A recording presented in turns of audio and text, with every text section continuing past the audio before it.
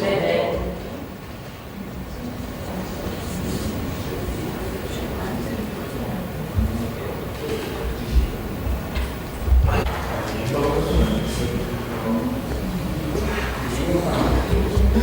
쓰고 좀 하시죠.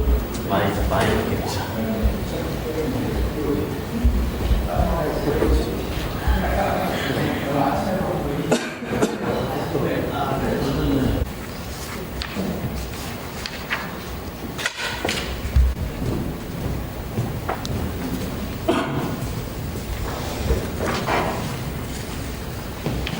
개편 방향에 대해서 말씀드리겠습니다.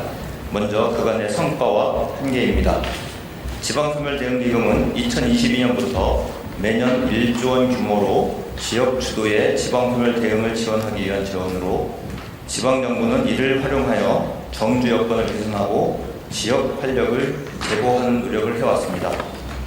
전북 김제시는 유휴시설인 폐양주장을 청년들의 창업 문화활동을 위한 거점 공간으로 바꿔 막걸리 생산, 청년 주거 지원, 게스트하우스 운영 등 다양한 사업을 할 수 있도록 하였습니다. 또한 강원 홍천군에서는 임대형 스마트팜을 조성하여 지역 농업의 위기를 대응하였습니다.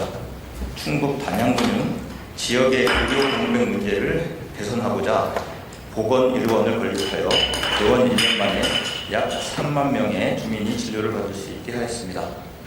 이처럼 지방소멸대응기금은 일자리, 주거, 의료 등 다양한 분야의 지역의 정주 여건을 개선하는 성과를 창출해 나가고 있습니다. 그럼에도 불구하고 지방소멸대응기금이 주민이 체감하는 성과를 창출하는 데 한계가 있다는 의견들이 있습니다. 기금이 기반시설 조성 중심으로 활용되고 투자 계획이 단년도로 수립되어 인구 증대와 지역 활력 제고를 위한 다양한 정주 여건 개선 사업에 투자되지 못한다는 문제제기입니다. 또한 광역대정이 기초지방정부로 단순 배분되어 취지에 맞지 않게 운영되고 있다는 지적도 있습니다. 이에 행정안전부는 인구 유입과 유출 방지 효과를 창출하고 지역의 활력을 제고할 수 있도록 지방소멸대응기금의 평가 배분 체계를 개편하였습니다. 기반시설 조성뿐만 아니라 제도 및 프로그램 운영에도 기금을 활용할 수 있도록 지방기금법을 제정하여 4월 9일 시행하고 있습니다. 다음으로 주요 개선 사항에 대해서 말씀드리겠습니다. 첫째, 단순 기반시설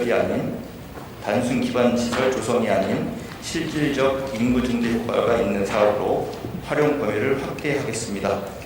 일자리, 주거, 돌봄 등 주민의 정주 여건을 개선하는 다양한 프로그램 사업에 기금을 활용할 수 있도록 하겠습니다. 둘째, 기금이 지역에 재투자되는 선순환 구조를 만들겠습니다. 마을기업, 협동조합 등 주민이 직접 운영하는 경제활동 주체가 기금 사업에 참여하도록 권장하여 지역 경제의 자립적 성장 기반을 강화하겠습니다. 셋째, 지역 문제 해결에 더욱 집중하는 투자 계획을 수립하도록 지원하겠습니다. 지역의 현황을 파악하여 해결할 문제의 목표를 설정하고 과제를 발굴하는 과정에 주민이 직접 참여하도록 하겠습니다. 이를 위해 지방소멸대응기금 투자계획 수립과 추진 과제와 관련된 담당 공무원의 역량을 제고하고 지역 주민의 참여를 지원할 수 있도록 컨설팅도 실시할 예정입니다. 넷째, 단년도 투자 계획의 한계를 극복하기 위해 중기 관점의 기금 투자 계획을 수립하도록 하겠습니다.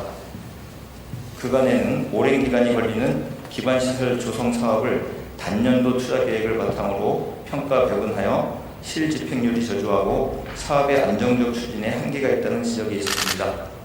앞으로 지방정부가 수립한 중기 계획에 따라 기금을 활력적으로 운영하도록 하여 자율성도 높이고 기금 사업을 안정적으로 추진할 수 있도록 하겠습니다. 다음으로 광역지원 개정 개선 사항입니다. 광역지원 개정이 기초지방정부로 단순 배분되는 방식은 지양하고 지역 간 연계 협력 사업, 광역 차원의 정주 여건 개선 사업, 관할구역 내 인구 감소 지역의 지방소멸 대응 역량을 강화하는 사업을 추진하도록 권장하겠습니다. 마지막으로 기금 배분 체계 개편안에 대해 말씀드리겠습니다. 지방정부의 노력들을 제고하기 위해 우수한 기금 투자 계획을 수립하는 지역에 더 많은 재원이 배분되도록 하겠습니다. 기존의 3에서 4단계 부분을 유지하되 최저 등급 대비 최고 등급에 배분되는 금액 비율을 확대하고 인센티브 금액과 상위 등급 비중을 늘릴 예정입니다. 특히 투자 계획의 완성도가 특별히 뛰어난 지역에는 지방소멸대응기금 배분 기준에 따른 최고 한도인 평균 배분 금액의 2배까지 배분할 수 있으며 현저히 부실한 지역에는 평균 배분 금액의 2분의 1 수준까지도 배분할 수 있도록 하였습니다. 이번 평가 배분 체계 개편을 통해 인구 감소 지역과 관심 지역이 사람이 모이고 머무는 지역으로 변화하는 계기가 되기를 기대합니다. 이상으로 지방소멸대응기금 투자계획 평가 및 배분 체계 개편에 대한 설명을 마치겠습니다. 감사합니다. 이어서 브리핑 좀 받겠습니다. 네, 그럼 이제 정민수 님. 네, 한국일보의 정민승입니다. 얘기가 있었는데 제가 좀 보니까 22년도 시작했는데 그 해 까지 집계된 최신 자료가 25년도 12월 말 기준이고요. 저희가 그것은 이제 연도별로 22년도 거는 거의 90%, 95%가 넘게 집행이 되고 있는 반면에 5년도 것은 이제 한 60% 정도 그로 알고 있습니다. 네, 한 가지 더 드리겠습니다. 그 사업들의 대부분이 그 프로그램과 관련된 사업들은 그 지역의 마을 기업이나 협동조합을 구성하는 그 주민들이 참여할 수 있는 여지가 상당히 많아집니다. 예를 들어서 지금 이 일자리 사업이나 우리가 지금 계획하고 있는 주민행복마을 조성 이런 것들은 기반시설도 들어가지만 그 프로그램 운영하는 과정에 그 지역 주민들이 참여하는 협동조합 이런 것들을 통해 가지고 할 수 있는 여지가 있어 보이고요. 그리고 지금 햇빛소득마을 지금 구양리 같은 경우에도 지역 주민들이 참여하는 협동조합을 통해 가지고 운영되고 있는 걸로 알고 있습니다. 국장님, 그러면은 이 소멸대응기금 1조가 사회연대 경제 그렇게 지역의 특성에 따라서 그 사회연대 경제 조직을 구성할 수 있는 주민들이 있는 지역에는 자연스럽게 그 사업에 참여할 수 있도록 할 예정이고요. 그렇게 할 여지가 있는 게 그동안의 기반시설 조성은 우리 토목이나 건축 이런 사업들이 대부분이었을 텐데 이제는 프로그램이나 제도 운영 파트에 그 여지가 상당히 넓어질 걸로 생각이 됩니다. 감사합니다. 참고의 개편 방향이 7페이지에 나와 있는데요. 이 평가 체계가 그동안의 계획 수립 적정성, 타당성, 다음에 이런 부분들을 목표 설정의 적절성 이런 것들은 특정 목표가 설정되면 단년도 설정도 가능하지만 앞으로는 크게 중기 관점에서 좀 넓게 보자 이런 부분들이 있는 부분이고요. 추진 체계 부분도 기본적으로 그동안에는 특정 부서, 특히 기금 부서가 주로 사업 발굴에 관여를 해왔는데 이제는 그 특정 지방정부 내 기획부서, 사업부서, 기금부서가 같이 협력해가지고 과제를 발굴하고 발굴된 과제에 대한 추진 계획을 구체화하도록 해서 단년도 이상의 좀 넓은 관점에서 다양한 사업을 개발할 수 있도록 해왔습니다. 그러면은 그 계획서상 어떤 사업에 주로 쓰였던 것인지 그 결과 있으면 좀 그러면 지금 그 기준상으로 보면은 까지 질문으로 이해를 하겠습니다. 중기의 의미는 일정 기간이 정해져 있지는 않지만 지금 22년부터 31년까지 10년간 매년 1조씩 하는 걸로 지금 되어 있는데 27년부터 31년까지로 이해를 해 주실 수 있을 것 같고요.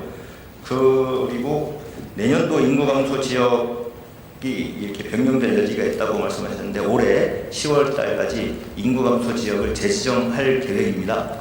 그거 관련돼 가지고는 얼마나 많이 늘어날지 더 줄어들지 그 부분에 대해서는 지금 확답하기는 어렵고요. 그 재지정하는 과정에서 또 말씀드릴 기회가 있을 것 같습니다. 그리고 시설 중심에서 프로그램 그 부분은 우리 담당 사무관이 그간에는 이제 법률이 개정이 되지 않았기 때문에 시설 중심 사업이 거의 대부분을 차지했습니다. 저희가 통계를 집계를 해보면 거의 프로그램 사업이 일부 있더라도 그 비율이 5% 정도밖에 되지 않았습니다. 그러니까 이제 작년도에 이제 그 프로그램 사업으로 전환을 하겠다라고 이제 패러다임 전환을 발표를 하면서 프로그램 사업을 추가 제출받았고 거기서 이제 추가 제출받은 프로그램으로 인해서 비율이 조금 프로그램 사업 비율이 늘어나게 됐습니다.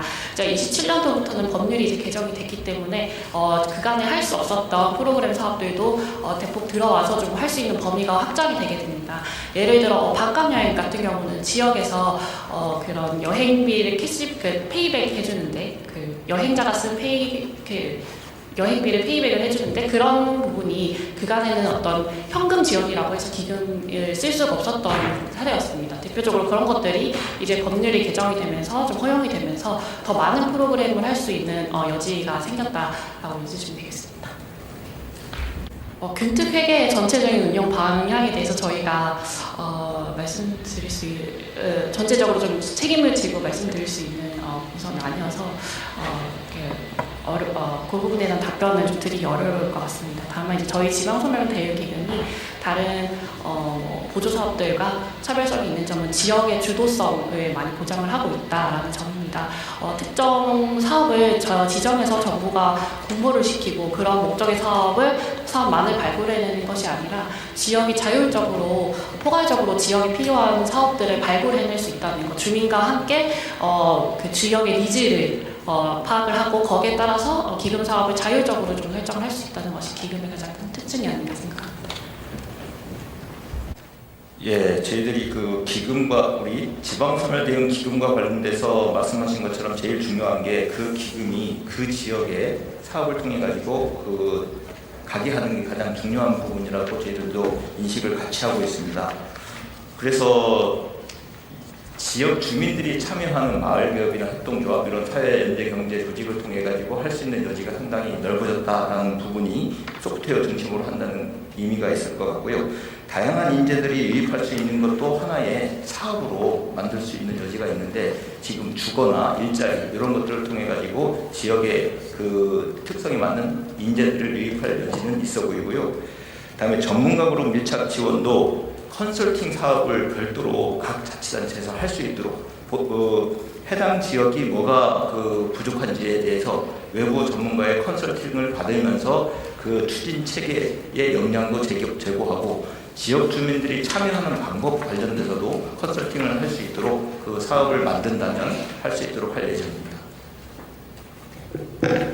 그동안에 했던 거는 중앙정부에서 하는 건 그대로 하고 광역정부에서도 컨설팅 할 수 있도록 하고 기초원인 시군에서도 컨설팅을 할 수 있도록 해서 다양한 전문가들이 그 요소에 들어가 가지고 추진체계 역량 제고에 지원할 수 있도록 많은 사업을 오픈할 예정입니다. 그래서 생각 많으면 많을수록 그 관계 전문가들이 활동할 그 공간이 넓어질 걸로 기대하고 있습니다. 네, 다음 질문 받겠습니다. 기본적으로 지방소멸 대응 기금의 목표가 인구 감소 지역의 정주 여건을 개선하고 지역 활력을 통해서 인구 유입과 인구 유출 방지를 위한 그 정책으로 이해를 하고 있습니다.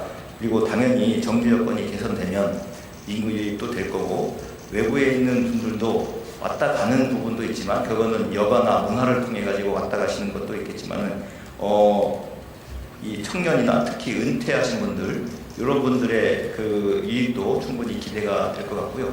그래도 무엇보다 중요한 것은 그 지역에 살고 계신 주민들의 정주 여건 개선이 가장 우선이 돼야 된다고 생각을 합니다.